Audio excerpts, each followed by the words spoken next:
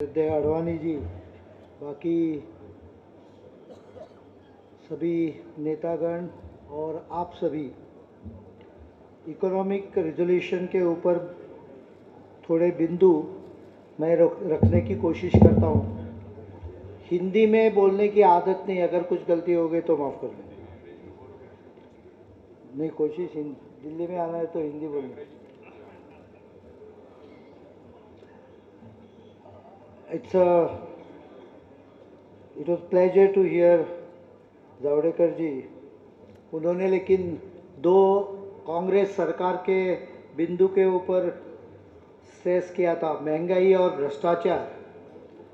मुझे एक चीज़ कहनी है, महंगाई और भ्रष्टाचार ये दो महत्व के बिंदु है, लेकिन इससे ज़्यादा महत्व का बिंदु मुझे लगता है कि ये सरकार जो चल रही है केंद्र में, वो एक दिशाहीन सरकार और कुछ भी अकाउंटेबिलिटी न रखने वाली सरकार चल रही है।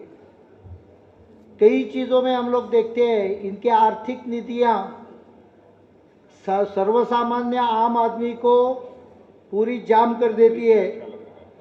ये अलग अलग अनाउंसमेंट करते हैं, लेकिन इसमें से कुछ होता नहीं। मुझे याद है 2 बरस पहले न्यूक्लियर डील के बारे में कई तरह के वायदे सरकार ने किए थे। मैं पूछना चाहता हूँ, कुछ उसमें से पावर जनरेशन में कुछ फ़र्क पड़ा है क्या? ये केवल मल्टीनेशनल्स और इंटरनेशनल बड़े बड़े जो कॉरपोरेशंस है, जहाँ से इनको किकबैक की आशा रहती है, उनको खुश करने के लिए पॉलिसीज़ लाते हैं। ऐसी एक policy FDI in retail, Bharatiya Janata party ने इसको विरोध किया है और उसे विरोध करना चाहिए। इतना ही नहीं तो मैं एक उससे स्टेप आगे जाके बोलता हूँ कि भारतीय जनता पक्ष की पार्टी की जब सरकार आएगी तो ये पॉलिसी रिवर्स भी होनी चाहिए। इसमें से केवल छोटा व्यापारी मरेगा नहीं, इसमें से पूरे देश में काफ़ी इकोनॉमिक अपहीवल होने वाला है, पूरे इकोनॉमी के ऊपर फर्क पड़ने वाला है। अगर कोई अमेरिका या यूरोप में जाके बड़े जो वॉलमार्ट जैसे स्टोर्स है, उनकी काम करने की पद्धति देखे तो ध्यान में एक चीज़ आएगी। 2 बरस पहले मैं अमेरिका गया था, मैं वॉलमार्ट में 3 घंटा घूमा और उसमें पूरे वॉलमार्ट में मैंने कोशिश की मेड इन अमेरिका कुछ चीज़ है क्या। मुझे अजीब लगा, एक भी आइटम नहीं मिला जिसके ऊपर मेड इन अमेरिका लिखा था।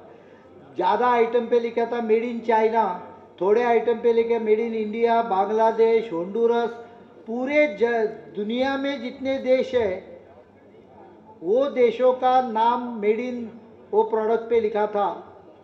और ध्यान में ये चीज़ आ गई कि वॉलमार्ट अमेरिका में आने के बाद अमेरिका की पूरी जो छोटे मोटे काम करने वाली इंडस्ट्री है, वो पूरी ख़त्म हो गई है। एफडीआई भारत में आने के बाद इम्पैक्ट तो 2 बरस में नहीं दिखेगा, 2 बरस में थोड़ा अच्छा भी लगेगा, लेकिन 10 बरस के बाद में यहाँ की स्मॉल स्केल इंडस्ट्री ये भी प्रभावित होगी, क्योंकि उनका खरीदी करने का मोनोपोलाइजेशन यहाँ के पैटर्न, इकोनॉमिक पैटर्न को इम्पैक्ट करेगी।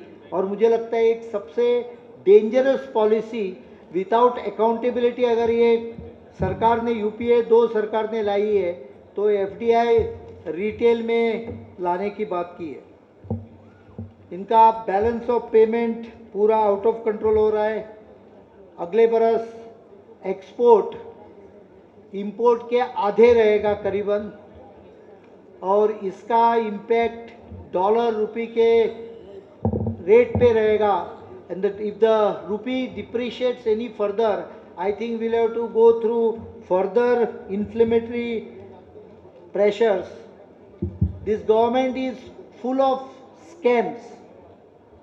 We have seen the scams of 2G, we have seen Colgate, helicopter, but the biggest scam probably which has missed the media and the common people is the scam conducted many times by agriculture ministry.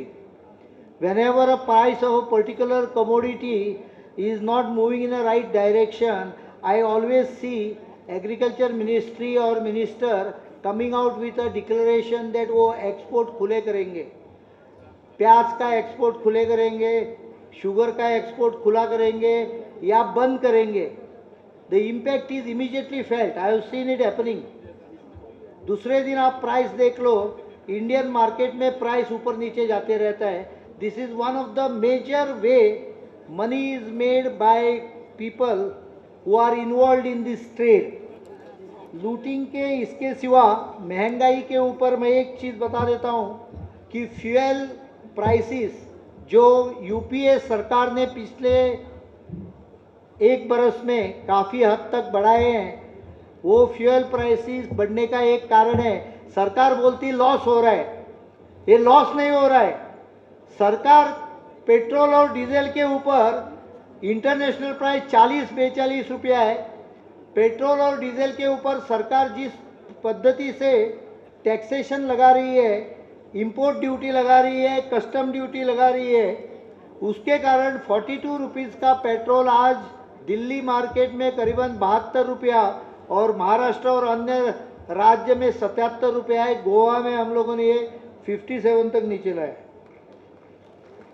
मुझे लगता है केंद्र सरकार जो 1.5-2 lakh crore petroleum product से कमा रहा है, उसमें थोड़ा अगर कम करें तो सामान्य आदमी को थोड़ी राहत मिलेगी।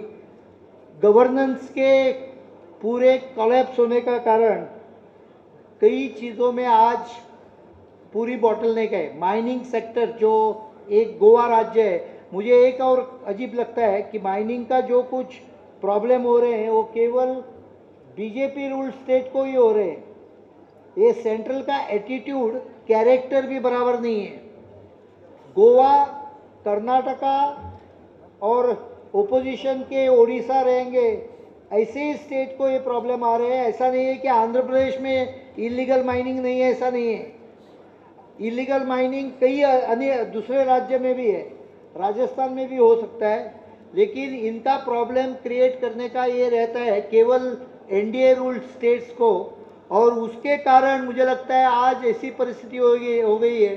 जो देश आयरन ओर एक्सपोर्ट कर रहा था, नेट एक्सपोर्ट कर रहा था, वो अभी नेट इंपोर्ट कर रहा है। इलेक्ट्रिसिटी पावर के रेट बढ़ने वाले हैं, उसका एक कारण रहेगा कोल का माइनिंग देश में पूरा कंट्रोल में कम होने के बाद कई पावर प्लांट अगर चलने हैं, बिकॉज हमें अभी रिसेंटली नोटिस मिली है 50 पैसे से 60 पैसा भाव बढ़ने वाले हैं, क्योंकि कई एनटीपीसी के प्लांट इंपोर्टेड कोल पे चलाने पड़ रहे हैं। 15 बिलियन तक डॉलर्स में, मतलब करीबन 5-6% एक्सपोर्ट देश का नुकसान हुआ है, और अत्यंत दिशाहीन स्थिति से ये सब मामले सुप्रीम कोर्ट में अटक रहे हैं। सरकार को कुछ दिशा नहीं है। सरकार के प्राइम मिनिस्टर ये कह रहे हैं और सरकार की एनवायरनमेंट मिनिस्ट्री दूसरी कह रही है। कोर्ट में जो एफिडेविट फाइल होता है वो तीसरा ही होता है, और केवल गोवा में भारतीय जनता पार्टी का सरकार आ गया। इसके लिए शाह कमीशन का report, even before cabinet accepted the report, it was never forwarded to cabinet, it was placed in the parliament only to ensure that BJP government in Goa is halted in the track। ऐसे ये सरकार की नीतियाँ और उसके चारित्र के ऊपर भी शंका है। इसके लिए मैं ये आर्थिक प्रस्ताव को समर्थन देता हूँ और आप सब लोग को विनती करता हूँ इसके ऊपर आपका भी समर्थन चाहिए। Thank you.